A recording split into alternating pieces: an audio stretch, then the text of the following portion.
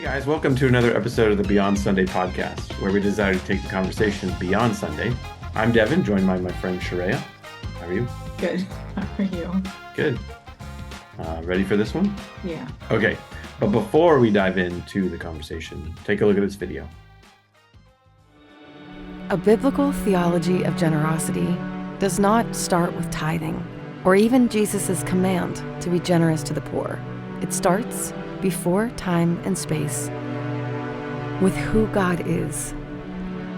Since the beginning of Scripture, the world itself was created as an act of generous love.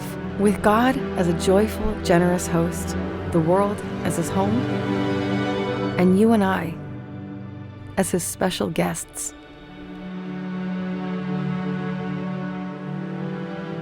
And from the inner nature of God, giving becomes our nature.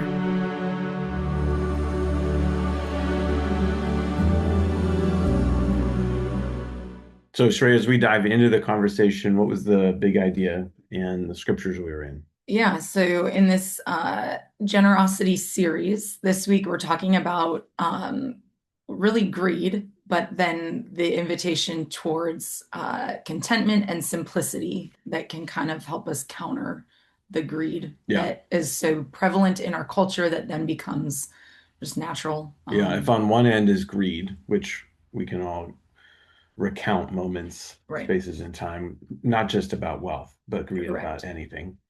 On the other end of that spectrum would be the contentment that God offers us that we read in First Timothy, as well as simplicity of life, simplicity with God in life, and that counters the fleshly desire and the pull for more and for greed. Yeah. Well, and really like the idea that greed and fear kind of go hand in hand, right? So this idea, and really what that is scarcity. That's what we talked about last week. So this scarcity mindset that is in any given moment, it's like, I don't have enough, I need more. All of that greed and fear are tied up in all of that. And so the other side of that would be this idea of like contentment and simplicity, that then stands in the face of greed and fear, which is really, that's the abundance piece we talked about last week. So in this space, I felt like we just got a little bit more practical. Last week, we set up this idea of before we can even really understand what it is to be generous, we need to look at the worldview of abundance or scarcity. Now we're getting into the practical of like what that looks like. Right, because even as we think about scarcity and abundance, if on one end with greed is this scarcity mindset that I'm what I have is not enough, or I don't have enough, so I need to get more. That's driven by fear and uncertainty. Then on the other end of that is abundance, and we think of abundance, contentment and simplicity is not necessarily something we would attach to abundance of God's kingdom, but within ourselves, a content that what God has blessed, what God has provided is enough. And then the simplicity of, whether it's time, talent, and treasures, whether it's my finances and budget, whether it's my relationships and my schedule, that there or a calendar or events that I have going in my life, that simplicity helps us lean into more and see more of God's abundance and his kingdom breaking in, versus the pining after more, or the just nose to the grindstone, just keep going. Yeah. Well, I think simplicity flows out of contentment, right? So if I am in a place where I have learned to be content with what God has given, what is needed, which really flows out of a recognition that God is an abundant God. He will care for my needs and above and beyond. And so because I know that to be true of his character, and because I've seen that in the world I live in and in my life, then I can be content, right? And out of that flows this simplicity, with the recognition that simplicity offers freedom. And that piece for me on Sunday was like, oh yeah, like we don't always even recognize how like taxing greed and fear and scarcity are to our being.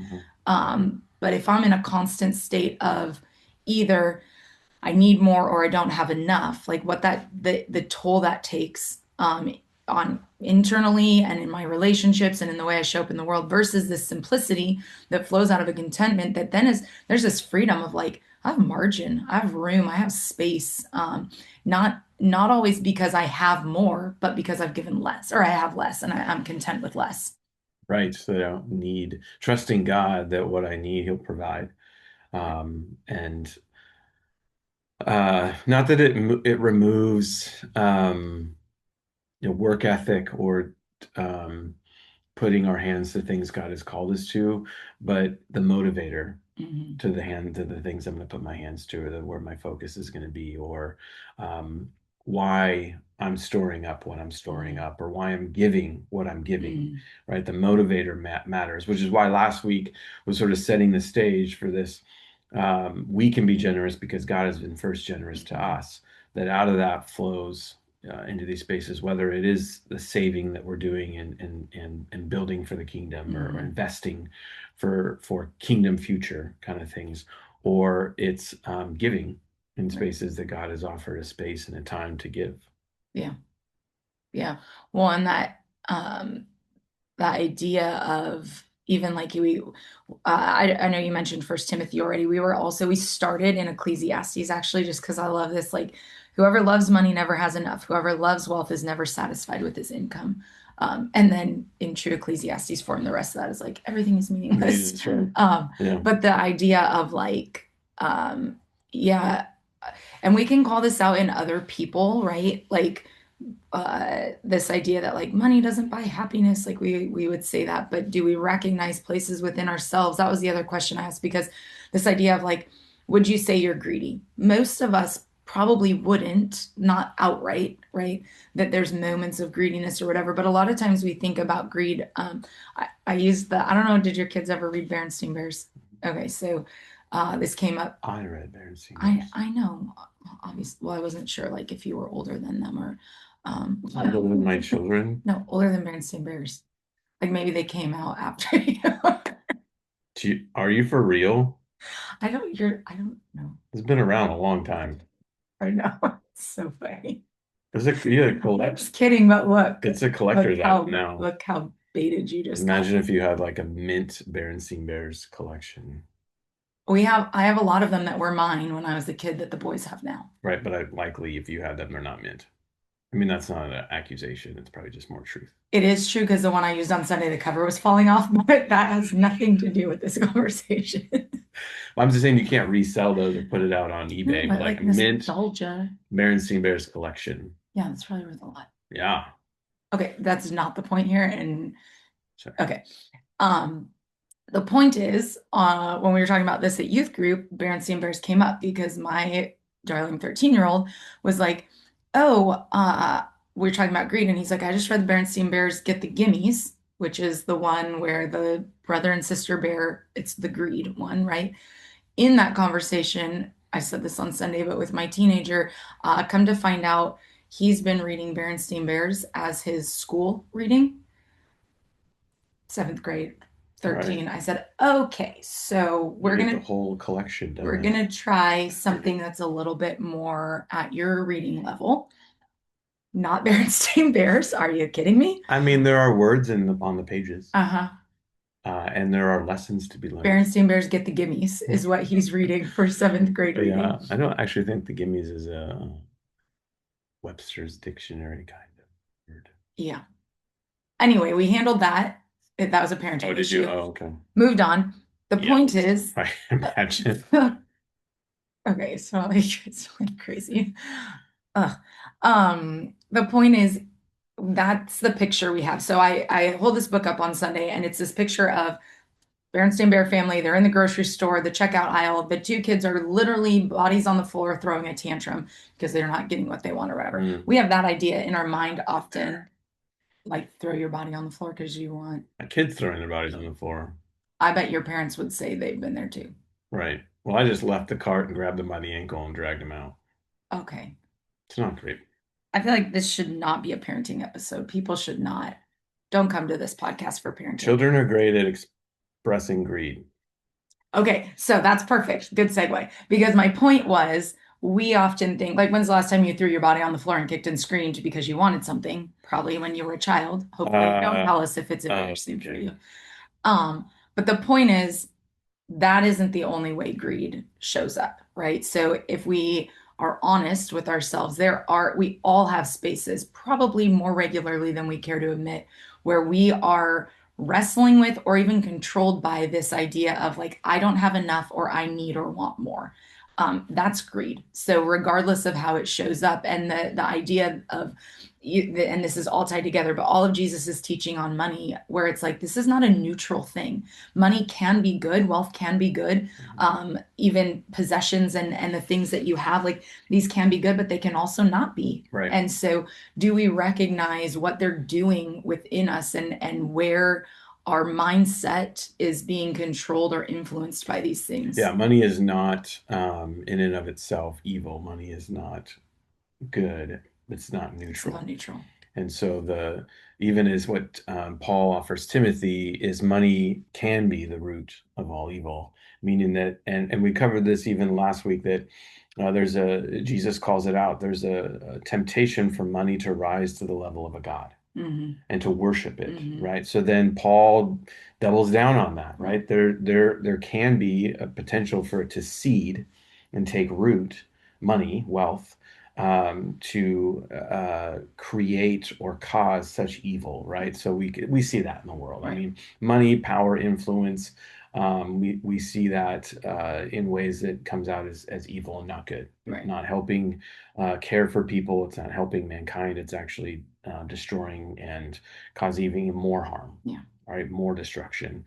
And so Paul, in calling attention to what Jesus offered in the Gospels, as we went into last week, to what Paul's offering Timothy, like there is be careful. There is a temptation here and a potential for this to take root and for evil to come forward. Right.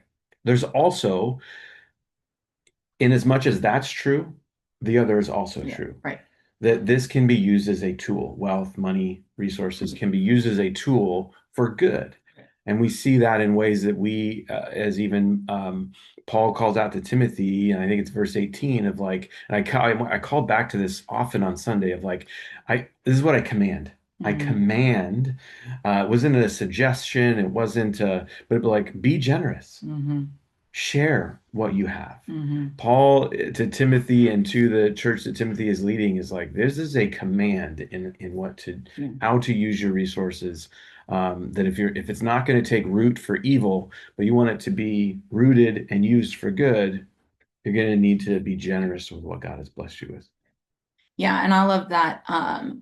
For me, that really landed in Luke 11, because this Jesus is speaking to the Pharisees, and he calls out wickedness, but he calls out greed specifically. And then he is like, the greed inside of you has made you dirty. The inside of the cup is dirty. To clean that, be generous to the poor. And in that space, it was like, because sometimes I think we're like, hey, if you can get rid of the greed in you, get rid of the fear, scarcity mindset, then you can be generous.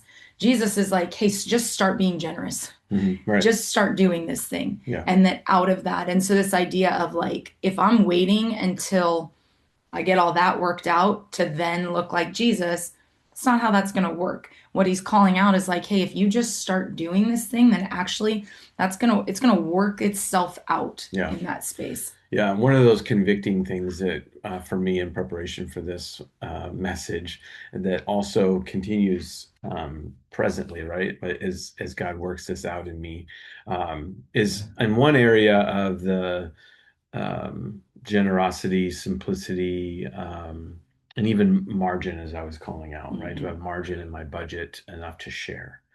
And I've sensed like there's an area in me of like desire to be hospitable and care for people who I'm in proximity with, and I try to do that as often as I can. That counteracts within me the nature of being stingy. I'm a saver, and it can come out, and I would say a root of that towards evil would be the stinginess.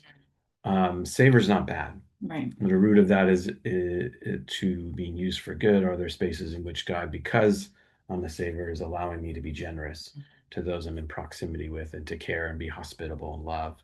And in that way, I sense like there's open invitations that counteracts what could be used for the flesh, or what the flesh could take and use for evil, what the spirit desires to use for good.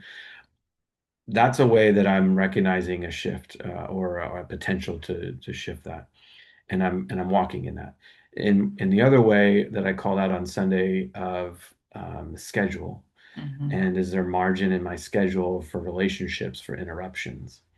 And it's convicting for me because in this season, and not honestly, in this season, it is full, the schedule, and so having space for interruptions is less. But it's not untrue that in my nature, I recognize that when my margin is so thin, when interruptions happen, I'm not the same person, in the ways that what comes out of me is not Jesus, but is frustration, is anger, is is irritation. It's not compassion. It's not humility. It's not love. And so I've that this part has been convicting of like in this margin in relationships, and having a schedule that has a ability for interruptions. I do recognize when that margin is razor thin, what comes out of me is more of the flesh and less of Jesus, Yeah. and less of the spirit. And so desiring for God to redeem this space, to know like what are the things I can say yes to and no to, so that the margin is much wider than it has been, Yeah. for interruptions to take place, and to recognize maybe that's God in those spaces and he's inviting me into that. Because when that margin's razor thin, I just don't show up the same, and I know it. Yeah. And I do know it, and it's convicting. Yeah. For me, margin around schedule was also the convicting piece, but maybe in a little bit different way, because so likewise the schedule is full, and there isn't in any given season, there's not a lot of margin that exists. And so I too can the same thing you're talking about when interruptions hit. Although sometimes by the grace of God, I recognize like, okay, this is something that I'm gonna just like accept or whatever. We're gonna like, God, there's an invitation here. The piece for me that's been convicting, and it has been for a while, around this idea of generosity. If I don't have enough margin in my schedule to notice places where I'm being invited. So there's a difference when an interruption comes to me. It's unavoidable. In that space, I don't know, maybe that's God, like, hey, you are going to be confronted with this interruption, and whatever that looks like. What I recognize is that there are likely places where God is doing a kingdom work around me that I could be part of, through the act of generosity of whatever, time, talent, treasure, if I would notice it. Right. And that for me, so it's not necessarily that when I'm confronted with an interruption, I don't handle that well, although I don't always, but it's more like, what are the spaces where I'm actually just missing it because I'm head down doing the things, on to the next thing. And if I would take notice, then like, gosh, maybe God was doing something there. And I missed a space where the kingdom was breaking in, that I could have partnered with him in that. Yeah. Yeah. And those invitations, they're convicting for me in that when I recognize I've missed one. Yeah. Like, shoot, it was more about me. It was more about mine. It was more about, um, uh, yeah, not God, not God's kingdom, not invitations in that. And in those spaces where I reflect back and like, I missed it. I was too busy. Oh, or I was too focused on mine. Right. So even this last week, I had an opportunity, like interruption. I had a nail and a screw in my tire. Right. So you don't ever expect it, but when you have it, you have to stop and deal with it. If you want to drive around, otherwise you have to walk or ride the bike.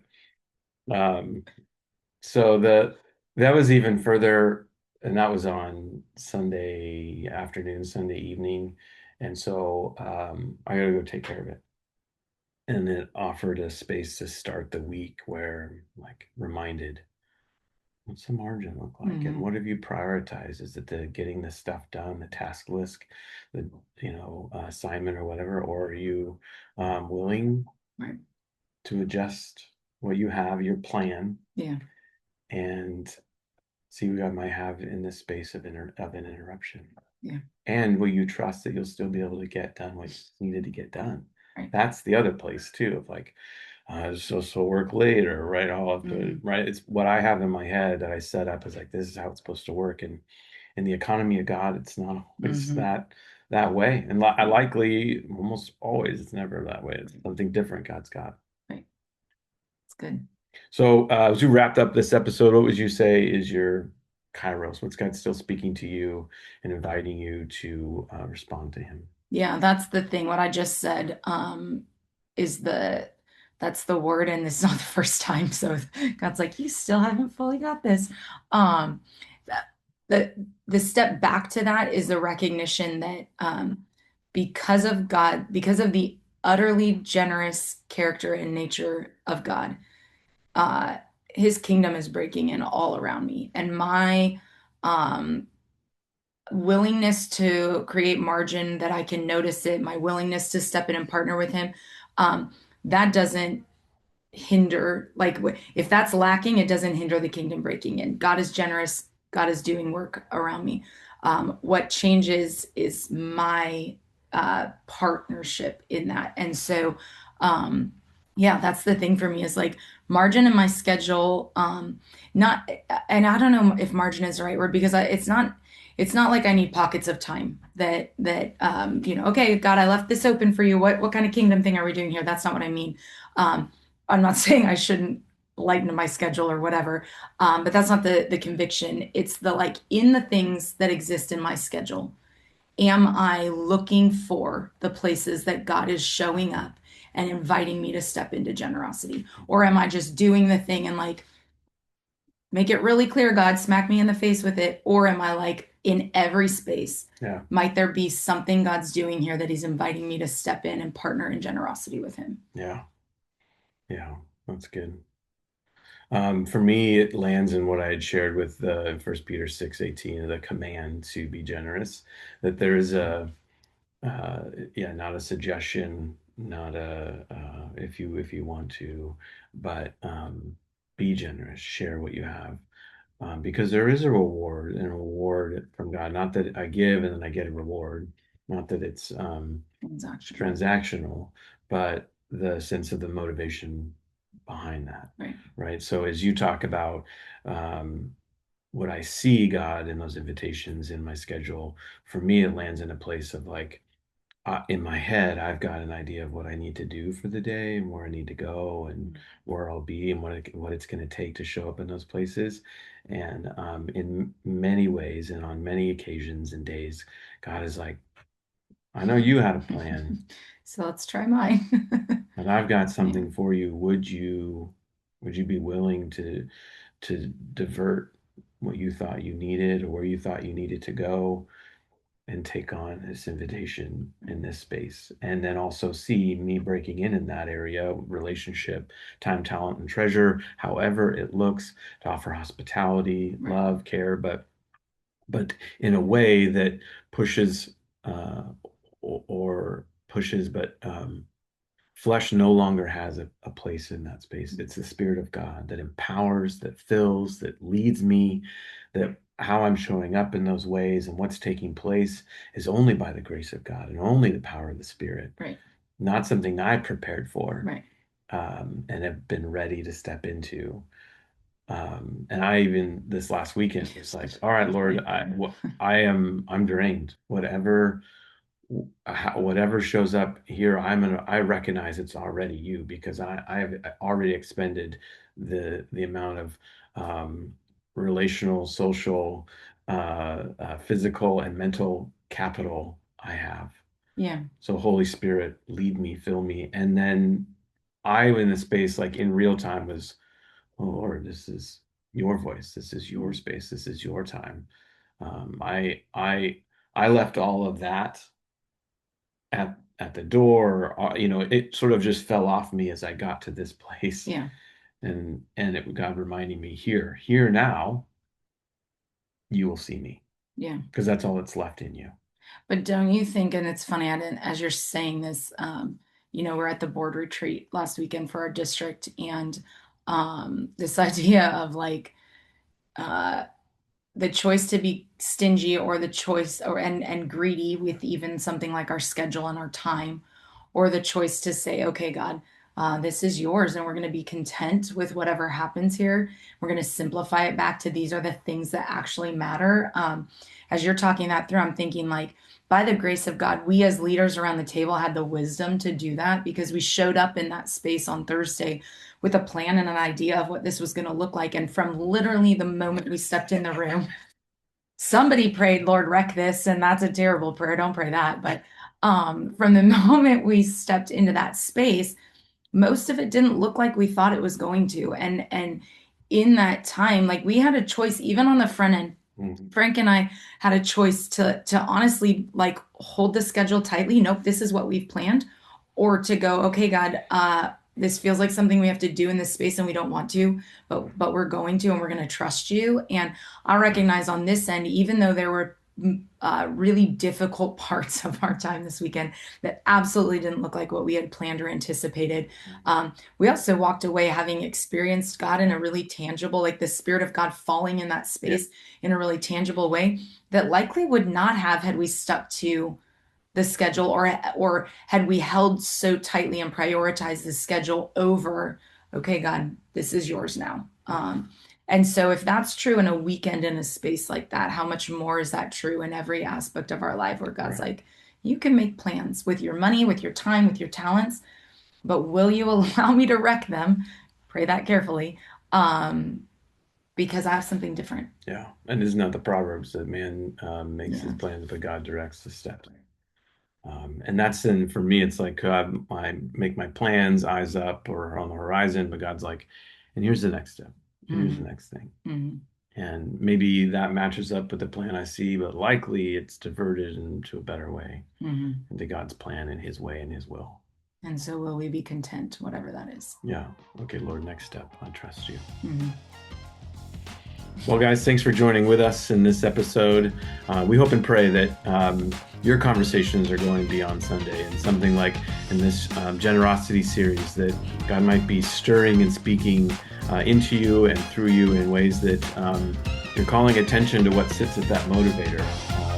Be generous into a world that God has been generous to you. And so we hope and pray that your week has been blessed, and God has been generous to you, and that you can respond in kind. So have a blessed week.